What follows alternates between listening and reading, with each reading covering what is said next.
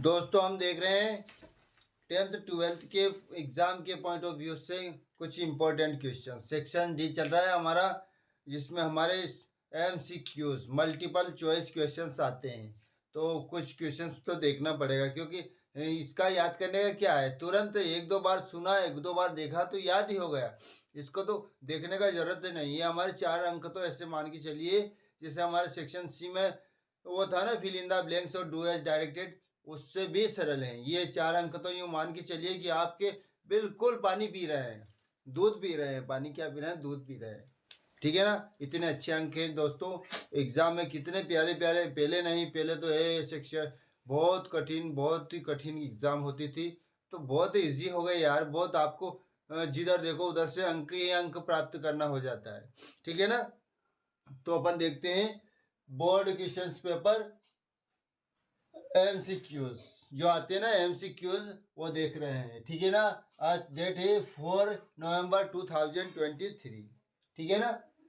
अब जो first questions देखेंगे हम, फर्स्ट क्वेश्चंस क्या है, where was the crow sitting, जो हमारे लेसन का ही है, हमारे टेक्स्ट बुक का ही है। कौवा कहाँ बैठा हुआ था? कहाँ बैठा हुआ था कौवा? 4 ऑप्शन रहेगा, तो आपको 4 ऑप्शन याद रखने की जरूरत नहीं है। आपको केवल करेक्ट ऑप्शन याद रखना है कि कौवा कहाँ बैठा हुआ था। On a hemlock tree. किस पर बैठा हुआ था? On a hemlock tree. Hemlock tree पर बैठा हुआ था। कहाँ पर बैठा हुआ था कौवा? हेमलॉक ट्री पर। ठीक है, फर्स्ट क्वेश्चन कंप्लीट। सेकंड देख लीजिएगा। What has the poet saved in the poem Dust of Snow? What has the poet saved in the poem Dust of Snow?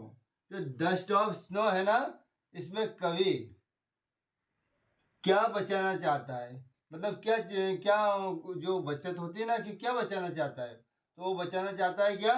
Same part of the day. Same part of the day. ठीक है ना? What has the poet saved in the poem dust of snow, तो कवि क्या बचाना चाहता है? Same part of the tree. ठीक है ना? Same part of the tree मतलब दिन का कुछ हिस्सा। दिन का कुछ हिस्सा बचाना चाहता है कवि। ठीक है ना? उस लेसन में दिन का कुछ हिस्सा बचाना चाह रहा है। ठीक। दूसरा क्वेश्चन का आंसर भी समझ में आ गया। फर्स्ट का है own a hemlock tree, second का है same part of the day, दिन का कुछ हिस्सा बचाना चाहता है। क्वेश्चन नंबर 3 देखिए। वो has written the poem fire and ice. Fire and ice नाम का जो लेसन है, जो पोएम है, वो किसने लिखा?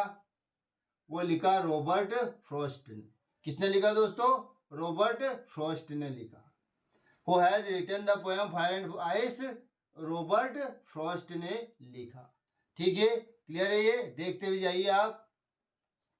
फोर्थ नंबर के क्वेश्चंस देख लीजिएगा। What does ice symbolize in the poem fire and ice? जो फायर एंड आइस नाम का जो लेसन है, पोएम है, ठीक है ना, उसमें जो कवि ने कविता में क्या समझाने की कोशिश की है, क्या प्रतीक दिया है आइस का? जो आइस आइस है ना, वो अपने क्या लेसन का नाम है? फायर एंड आइस, आग और बर्फ।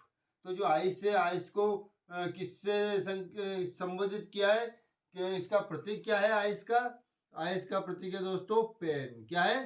पेन है। देख लीजिएगा, आइस का प्रतीक क्या है? पेन है। किसमें? फायर एंड आइस नाम का जो लेसन है, उसमें सिंबल आइस का क्या है? पेन है। समझ में आया? ठीक।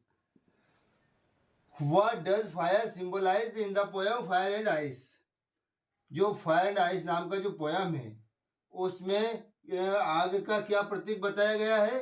वो बताया गया है डिजायर। किसका प्रतीक बताया गया है? डिजायर का प्रतीक। याद रखना, याद रह ही जाएगा ये तो। एक एक बार देखा कि याद रहा। मतलब 4 अंक तो आपको रेडीमेड मिल रहे हैं। रेडीमेड है ना दोस्तों ऐसे। तो what does fire symbolize in the poem fire and ice, तो डिजायर क्या होगा इसका answer? Desire. What is the meaning of perish? Perish का क्या अर्थ होता है, क्या मतलब होता है? तो उसका होता है डाई। क्या होता है? डाई। याद रखना, अच्छे से याद रखना। याद रखना क्या, हो ही जाएगा वो तो। एक दो बार और देखा क्लास की याद हो गया, हमेशा के लिए याद हो गया। According to the Robert Frost what will end one the day. Robert Frost के द्वारा जो भी पोयम लिखा था उन्होंने, तो उनका क्या मतलब था? Will end one day, what will one day, एक दिन क्या होगा, किसको होगा? मतलब रॉबर्ट फ्रॉस्ट ने किसके लिए कहा था कि व्हाट विल एंड, किसकी समाप्ति हो जाएगी एक दिन? विल एंड, कौन समाप्त हो जाएगा? वर्ल्ड। क्या हो जाएगा? वर्ल्ड। क्या आएगा इसका आंसर? वर्ल्ड आएगा। एक बार और I am repeating, board question paper 2023 4 नवंबर 2003 है ना। ये आज की क्लास है, आज की डेट है, और आपकी एग्जाम भी आने वाली है जस्ट। तो एमसीक्यूज सेक्शन डी का एमसीक्यूज देख रहे हैं। सेक्शन डी में हमारे बहुत सारी चीज़ें फंसी हुई है टेक्स्ट बुक से रिलेटेड, सभी टेक्स्ट बुक से रिलेटेड है दोस्तों। तो इसमें एमसीक्यूज भी फंसे हुए हैं, एमसीक्यूज भी 4 अंक के फंसे हुए हैं, तो हम वो देख रहे हैं। तो 3 से 4 क्लासेस में हमारा कंप्लीट 4 अंक और कुछ भी नहीं, 5 से 10 मिनट का समय होता है, जिसमें आपके 4 अंक फिक्स हो जाते हैं दोस्तों। नहीं तो अपन पूरे दिन कुछ भी पढ़ते रहते, जो एग्जाम में ना ही आए तो उसमें मेहनत करते रहते हैं। इससे अच्छा है कि 10 मिनट का समय निकाल के इसे देख ले अपन। तो मैं रिपीट कर रहा हूं, देख लीजिएगा। Where was the crow sitting, कौवा कहाँ बैठा हुआ था? On a hemlock tree, on a hemlock tree. किस पर बैठा हुआ था? हेमलॉक ट्री पर बैठा हुआ था। What has the poet saved in the poem dust of snow, dust of snow. तो क्या सेव करना चाहता है कवि? क्या सेव किया उन्होंने? Same part of the day, दिन का कुछ हिस्सा, दिन का कुछ हिस्सा। सेकंड क्वेश्चन का आंसर है।